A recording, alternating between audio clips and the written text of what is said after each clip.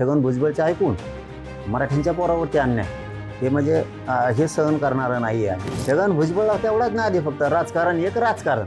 पाटील राज्य शासनाने अचानक सारथी संस्थेमार्फत दिलेली जाणाऱ्या शिष्यवृत्ती बंद करण्याचा निर्णय घेतला. हा नाही ते कळलं आहे आज सरकारला कळवलं आहे आम्ही सुद्धा की असा अन्याय मराठा समाजाच्या विद्यार्थ्यांवरती संशोधकावरती PhD धारकावरती करू नका. तर त्याच्यावरती घेतीलच आता सरकार निर्णय नक्की घेईल. कारण तेवढीच एक संस्था आहे की गोरगरीब मराठ्यांचे पोरं त्यांचे स्वप्न साकार करतायत आणि त्याच्यातही पोरांवरती अन्याय म्हणल्याच्या नंतर आणि ते पण छगन भुजबळचे ऐकून मराठ्यांच्या पोरावरती अन्याय हे म्हणजे हे सहन करणारं नाही आहे आम्ही. त्यामुळे आम्ही सांगितलं आहे त्यांना की त्याचे तातडीनं निर्णय घ्या आणि त्या पोरांचे सगळे पैसे वर्ग करा म्हणून त्यांच्याकडं आम्ही सांगितलेलं आहे. तर ते निर्णय घेतील, नसता त्याचे परिणाम सरकारला भोगायला लागणार आहे. भुजबळ साहेबांना नेपाळला पाठवा असं भावना ठेवता बोलणे बरोबर नाही. ही हुकुमशाही नाही, झुंडशाही नाही असे वडेट्टीवार म्हणाले. नाही, वडंटीवार साहेबाला एक गोष्ट कळायला पाहिजे की त्या लायकीचा पाहिजे तो माणूस. तुम्ही कोणाची बाजू घेताय हेही तुमच्या लक्षात आलं पाहिजे. त्या लायकीचा माणूस पाहिजे, मग त्याची बाजू घ्यावा. आम्ही तुम्हाला तर काय बोललो नाहीत आणि त्याची कड घ्यायला त्याला तुमची कोणची माया येते एवढी? तुम्हाला कोणचं तो पुढं येऊ देतोय? प्रत्येक वेळेस तर तुमच्या टंगडीतच टंगडी घालतोय देव. प्रत्येक वेळेस तुम्हाला समोर नाही येऊ द्यायचं. तुम्हाला कसं तोंडवर पाडता येईल याचा प्रत्येक डाव प्रत्येक वेळेस तो तुमच्याविषयी टाकत असतो.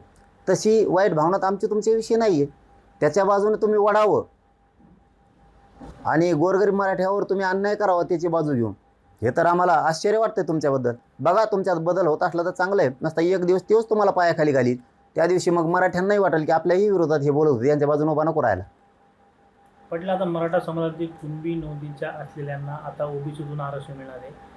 आता जिल्हा परिषदेच्या अध्यक्षपदी दावेदारी वाढणार आहे. नाही ते आणखीन मिळू द्या तर मिळालंच, नाही तर मिळायच्या आधीच राजकारणाचंच कट घेण्यान देण्याचं त्यांना तेवढंच काढते ते. छगन भुजबळ तेवढाच नाही आधी फक्त राजकारण एक राजकारण. गरिबाच्या पोराच्या शिक्षणाचे किती हाल आहेत. गोरगरीब मराठ्यांना योजना येत्या, कृषीच्या सिंचनाच्या येत्या, पंचायत समिती जिल्हा परिषदच्या योजना येत्या, गोरगरिबांच्या घरात 4 वस्तू जात्या. हे त्याच्या डोक्यात नाही. त्याच्या डोक्यात नुसतं राजकारणच आहे.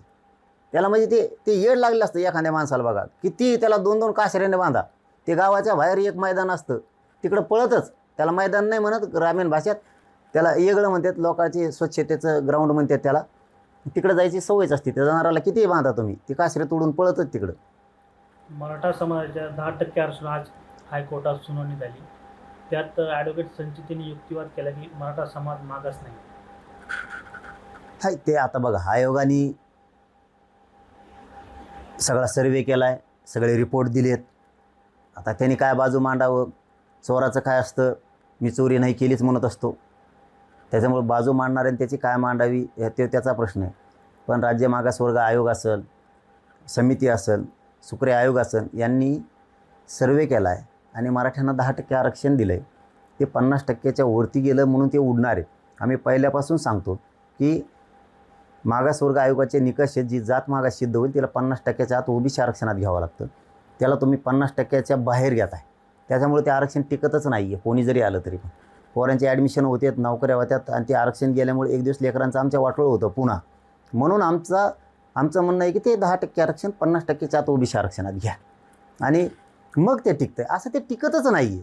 ते उगा आता होईल तात्पुरतं दिसतंय ते फक्त. म्हणून तर आम्ही ओबीसीतून मागतो की आमचा हक्काच आहे तेच आम्हाला पाहिजे.